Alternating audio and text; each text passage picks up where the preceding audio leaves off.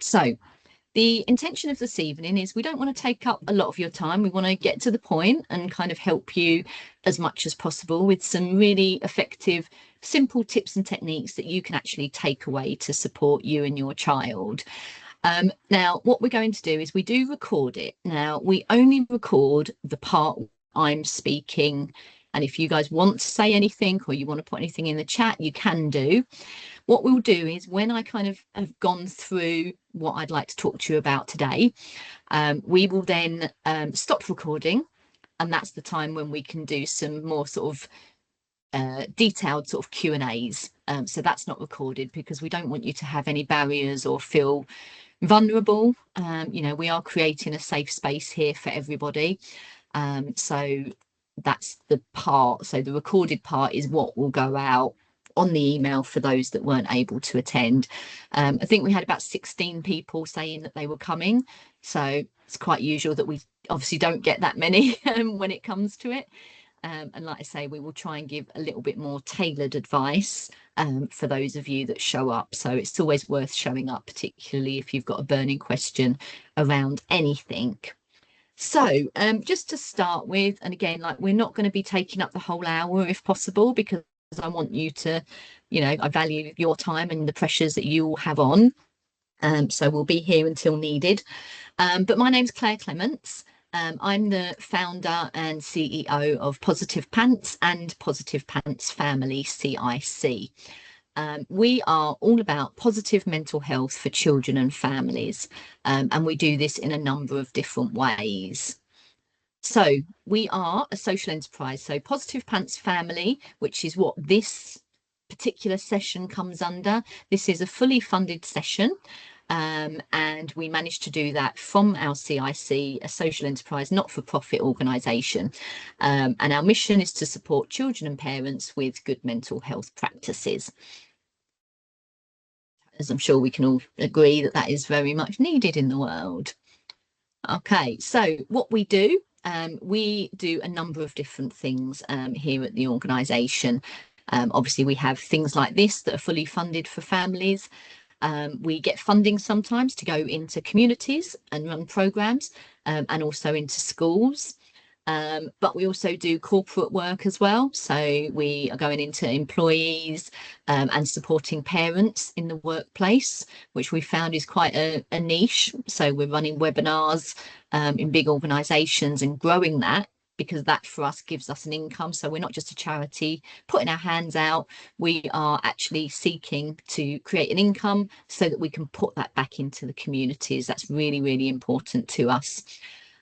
We can do drop-in sessions. So if you have community groups yourself or schools that have, you know, communities of parents that need support, then you can come and talk to me or introduce me. Primary schools, if you're in the Nottinghamshire area, Victoria will know this. I actually offer a free assembly for the schools. So that involves a reading. You can see my lovely illustration of me holding my book there. That's my children's book that I've written. So I go into schools, I read the book, and we do some little activities around well-being, which tends to go well, particularly when we get them all standing up and wiggling their bottoms to release their tension. So, you know, we're all about having fun. And we also have an online course. So if you wanted to work one-to-one with me, you can investigate that. But you could also purchase my course, which is very affordable. And we kind of do, I call it little Blue Peter style. It's little 15-minute videos, 6 videos, where I teach you some of the core techniques again and again that you can do in the family. Your time in the summer holidays. If obviously in the summer holidays you're looking for some activities or you've got a bit of a quiet day, so that's something that you can introduce.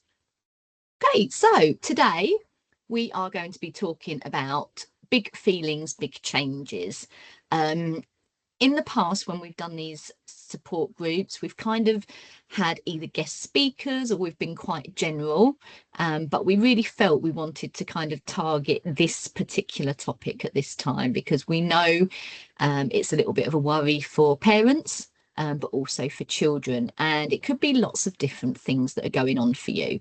So if you wouldn't mind, just so I've got a read of who is in the room, if you could put in the chat the age of your children or child, and kind of what's the reason you're here today, just in a couple of words. Is it that you're worried about the summer holidays? Is it that you're worried about moving up to secondary school? Is it just moving classes? Is it new teachers? What's the thing for you that is standing out? I'll just give you a moment to have a look at that, and I'm going to stop sharing now.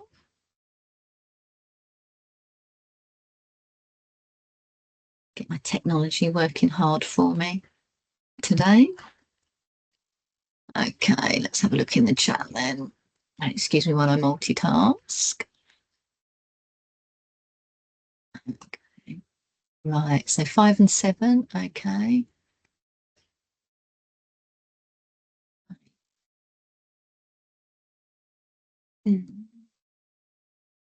I like that. He's excited. I am scared about the change. Hopefully you can all read the chat yourselves. So yeah, we've got an age. Is that age 5 and 7 or year 5 and 7, Philippa? Age 5 and 7. Yep.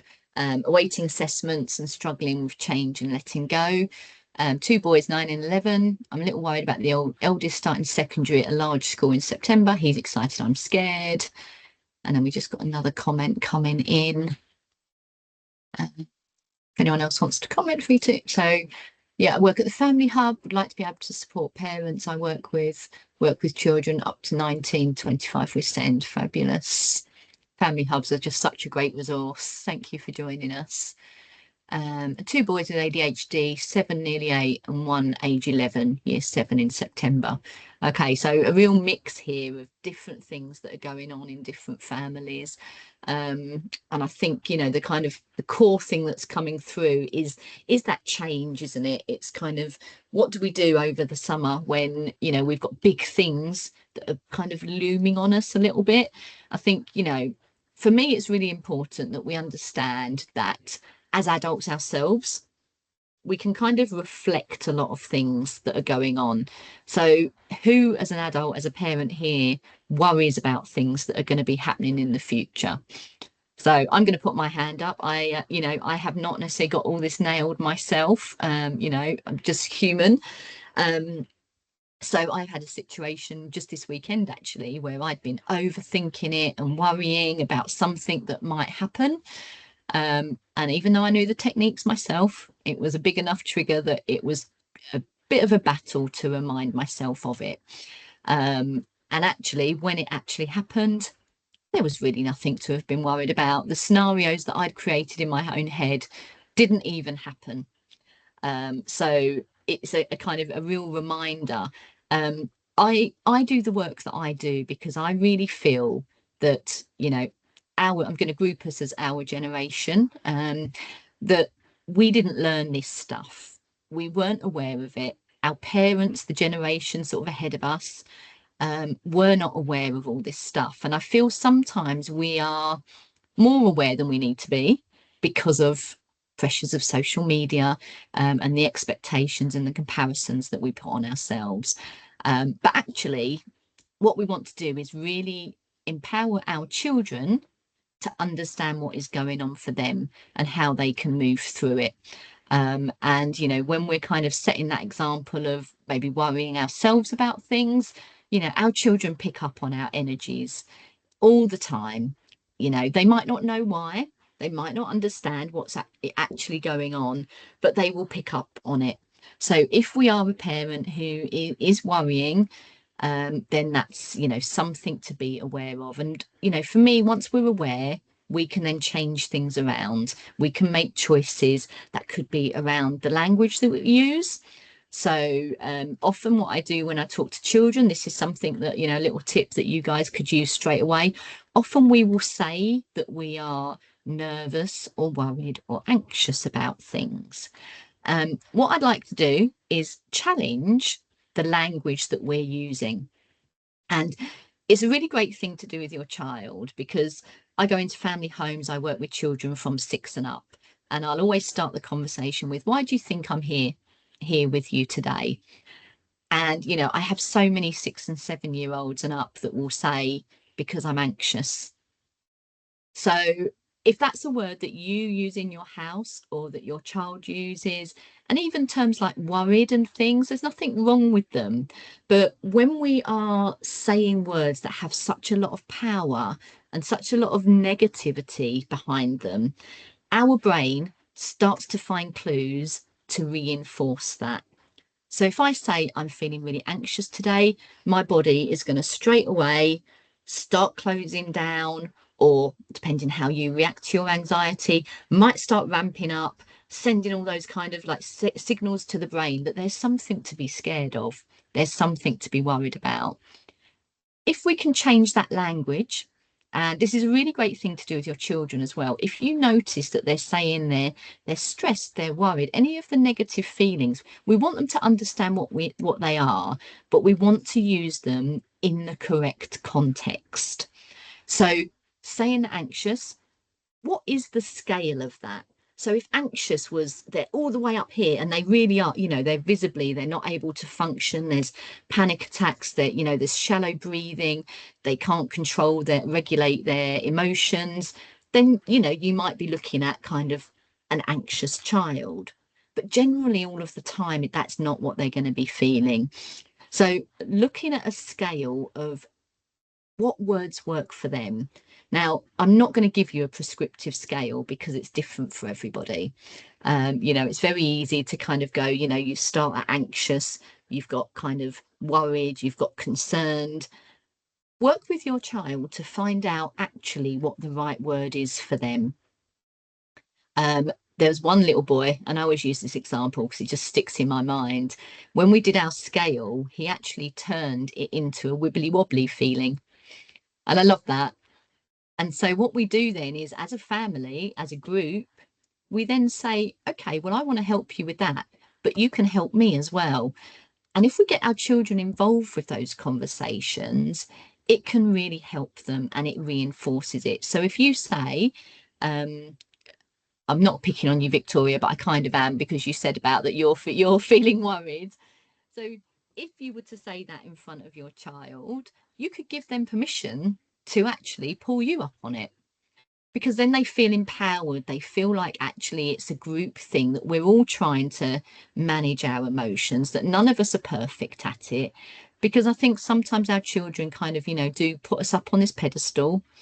They feel that we've got it all together. And actually showing them that you're concerned sometimes is good. And showing them that you're trying to work on yourself, you know, that nobody's perfect, helps them to kind of acknowledge that they might be struggling, but actually that's quite a normal thing. Because what we don't want is our children striving to be perfect all the time, to be striving to have all the answers. You know, it's not possible. It's not possible for any of us. We are human beings. It's part of our existence, part of our experience. And it's really important that we, as role models, are demonstrating that. Another situation that I'll use is when we're saying that we're worried about something, I like to get the child to think of something that really excites them. And, you know, depending on their age, from the ages of what you guys have said about your children, they should maybe be able to do this, depending on kind of, you know, where they're at.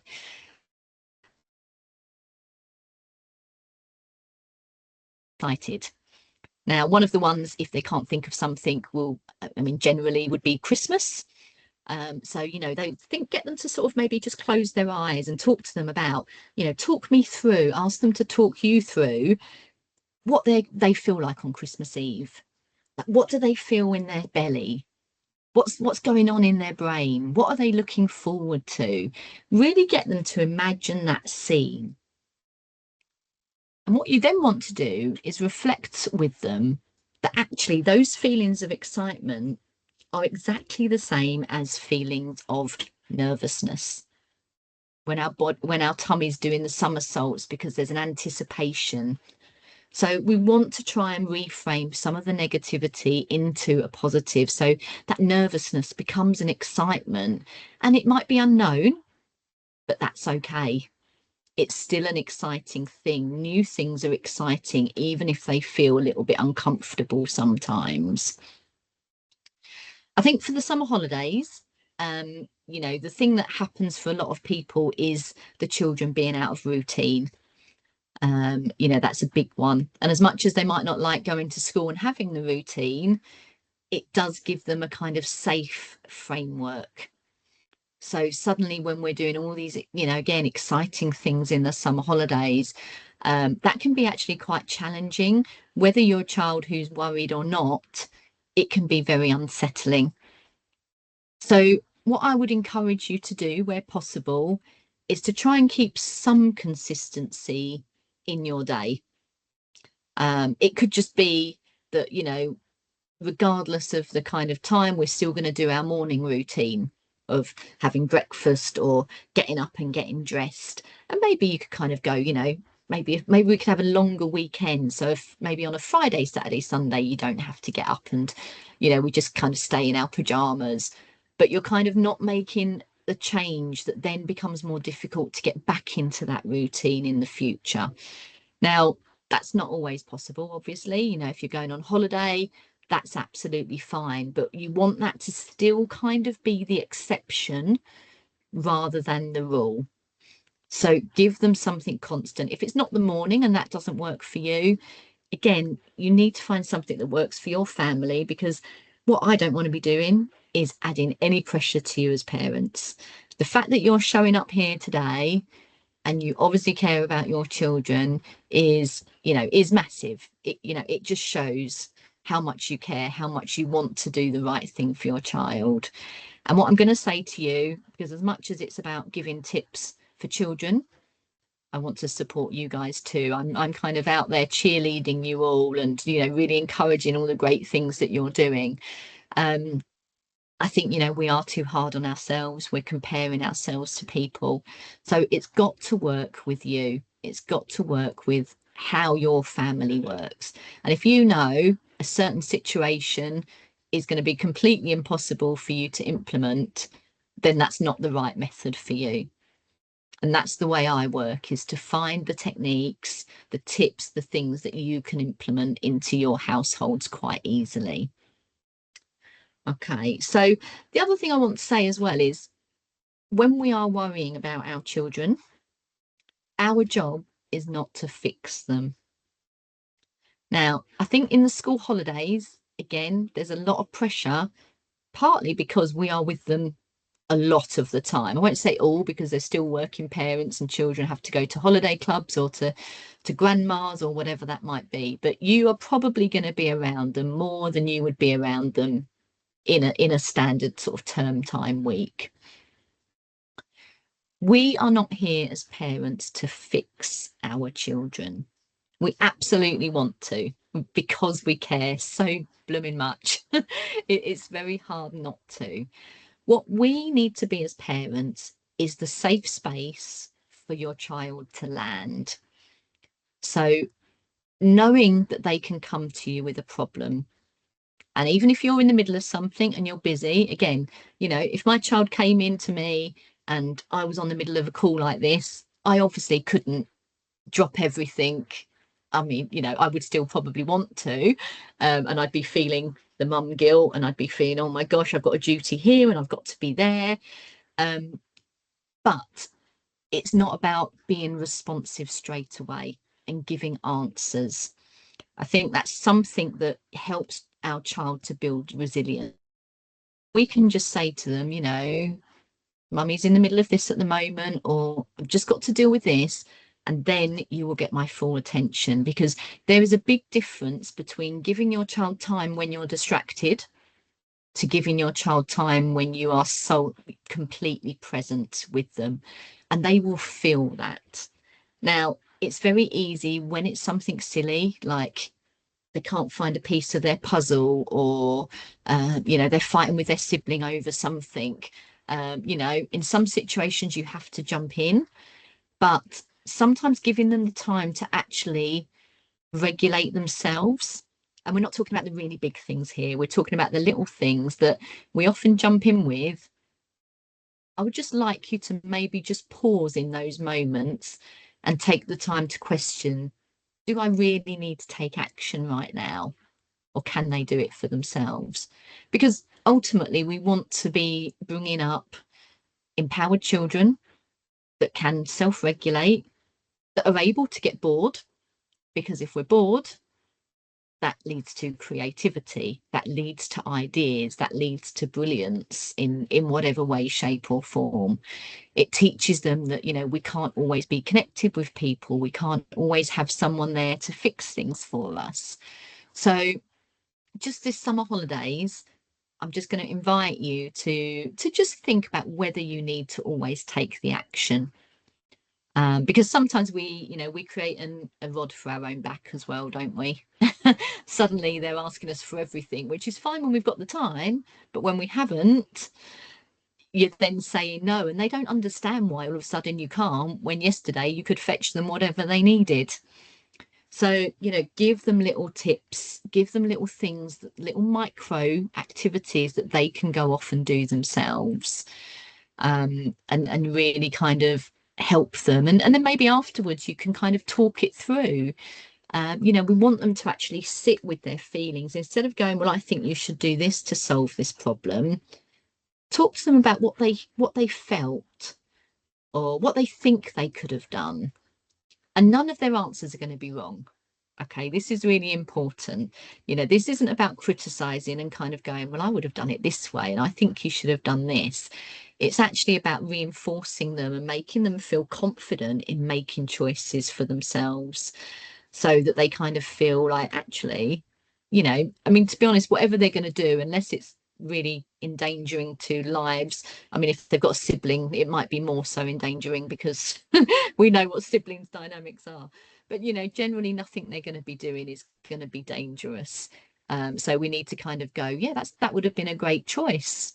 And maybe next time try that and see what happens. Because, you know, even if they make the wrong choice, there's learning within that as well. So in terms of transitioning to schools, depending where your child's at and what school year they're in, I mean, all of them are going to be going up in some form or another. This is also a good time to start talking a little bit about what's going to be happening in September, but without it being a massive big conversation, because actually it might not actually be that big a deal to them. It might be that we're projecting onto them something that's going on for us. So ask them how they feel about it.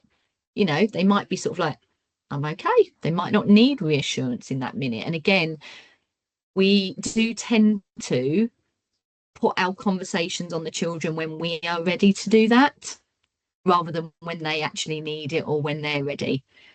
So the things that you guys can be doing is adding to that routine. It might be that, okay, wouldn't it be lovely if, you know, you pack your own bag, for example? don't know if that's possible or not. I'm trying to look at faces to gauge if that's like a, oh my God, that's never going to happen or not. But yeah, you know, little things that you can start them to do to kind of go, well, let's practice. Like, what things do we need a little list for you to check off? Because, you know, that would be really exciting for you to take responsibility and to do that for yourself. And ultimately, it might not feel it like it all the time, but our children do want to make us happy. And this is sometimes a little bit of a trap because they sometimes don't always tell us their feelings because they don't, so they don't want to add to our to burden us any, kind of show them that actually this would be really helpful, like, or, you know, how would you like to feel about going to school and how can I help you to do that? So again, you're helping them to make choices. And little things like packing their bags, maybe doing the route to school if it's a new school, just to build a little bit of familiarity, can be really, really helpful, and helpful to them, but also to you. So you can start setting some boundaries. What we don't want is a few days before school starts, you suddenly go, right, new school, we need to get you, get your uniform out, and we need to do this, and we're going to be packing the bags, and then you've got to walk this way, and you've got to go on this bus, and you'll be meeting these new people. It's too much at once. So if we can just drip feed, and we've got a good, a good lead up now. We've got sort of 8 weeks or so, 7 weeks of holidays and a little bit more time at school, that you can actually just start to drip feed some of that, so it's not a surprise to them. It doesn't kind of come really unexpected. And you can also start to talk to them about what would they like to do in the school holidays, because actually a lot of children don't really want to be doing everything. They don't want to have every day planned for them. They want a day where they can just play with their toys, where they can just go to the park and, pack a picnic, go on a nature walk and pick out all the things, all the different, how many colours can you see on our walk to the park with different flowers and leaves, get them used to kind of thinking like that and being creative. Because if you give your child a sheet of paper and just a load of craft materials, no two child is going to draw the same. Even if you said draw a rainbow with a sunshine and a cat, every picture would look absolutely unique. So try and let go of some of the control that we kind of want to have. And it's all coming from a good place. It's not a bad thing, but I just think children need to go back to having that kind of ability to create things for themselves and think about things for themselves. The other thing I would just say in terms of, tempers and things like that can get a bit fraught, and particularly if it's a hot summer. And again, parents are juggling things. Just kind of embrace it. If you have a moment where you lose your temper or you haven't got time, that's okay too. And also it's okay for your child to have those meltdowns and moments. It's then reflecting on kind of how could we have dealt with that better? And that's, us as adults as well as for the children. And what I don't want is us all beating ourselves up with a stick, kind of like, oh God, I've lost my temper, I shouldn't have done it, I'm such a bad mum. Because that certainly is not the case. I'm just checking how we're doing for time. Okay, right. I think I've covered the key points I'd like to cover. I've kind of rattled through quite a lot quite quickly. What I'm going to do now, if it's okay with you guys, is I'm going to just turn off the recording. Like I say, I like to be quite short and snappy. And then this is a chance for you, if you've got a specific question, I can answer and give you some more sort of detailed tips and ideas that you can, kind of add to your family. Because at the moment, obviously, I'm speaking fairly generically. So let's stop our recording. And obviously, just before I do that, obviously, if anyone does want to reach out to me that's watching this on replay, you can email me at claire@positivepants.co.uk, and you can go to my website, positivepants.co.uk, for to purchase the online course, the children's books, my mindset activity cards that you can use in the summer. So they're all available on my website.